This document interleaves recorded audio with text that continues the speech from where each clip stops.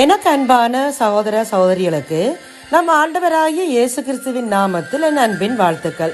இன்றைய நாள் செய்திக்கான வார்த்தை 1 கொரிந்தியர் 16:13 விசுவாசத்திலே நிலைத்திருங்கள். விசுவாசம்தான் கிறிஸ்தவர்களின் சுவாசம் என்று கூறுவர்.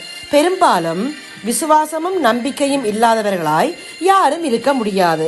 ஆனால் பாடுகள், வேதனைகள், துன்பங்கள், சோதனைகள், பயமுறுத்தல்கள் வரும்போது இந்த விசுவாசம் ஆட்டம் காண்கிறது.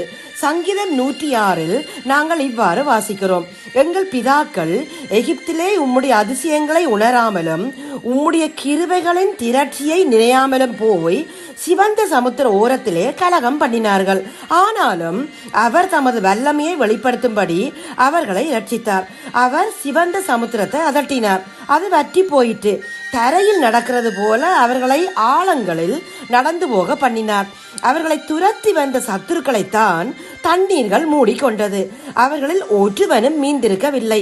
அப்பொழுது அவர்கள் அவருடைய வார்த்தைகளை விசுவாசித்து அவருடைய துதியை பாடினார்கள். ஆனாலும் சீக்கிரமாய் அவருடைய கிரியைகளை மறந்தார்கள்.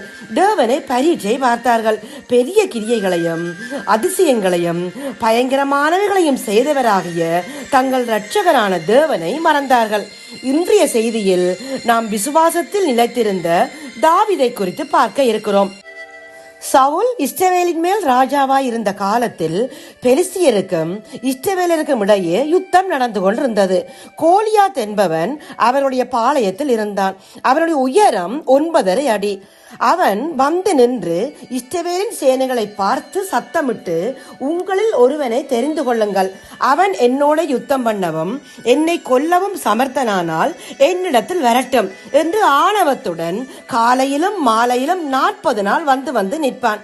சவுலும் இஸ்ரவேலர் அனைவரும் அந்த பெலிஸ்தனுடைய வார்த்தைகளை கேட்டு கலங்கி மிகவும் பயப்பட்டார்கள்.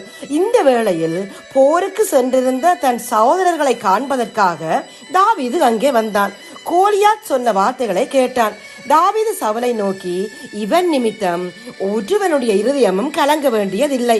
உம்முடைய அடியானாகிய நான் போய் இந்த பெலிஸ்தனோட யுத்தம் பண்ணுவேன் என்றான்.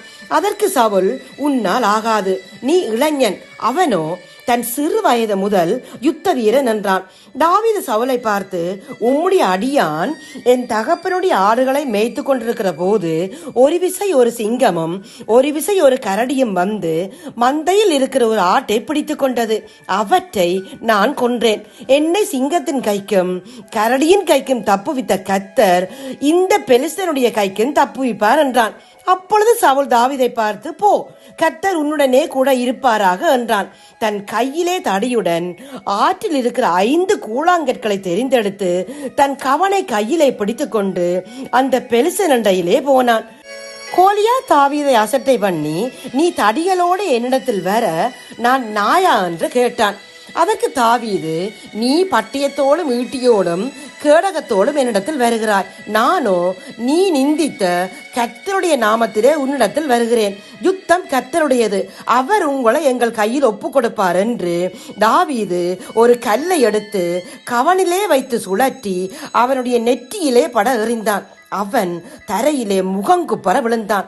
இவ்விதமாக தாவீது பட்டியமில்லாமல் ஒரு கவனினாலும் ஒரு கல்லினாலும் கோலியாத்தை மேற்கொண்டு அவனை மடங்கடித்து அவனை கொன்று போட்டான்.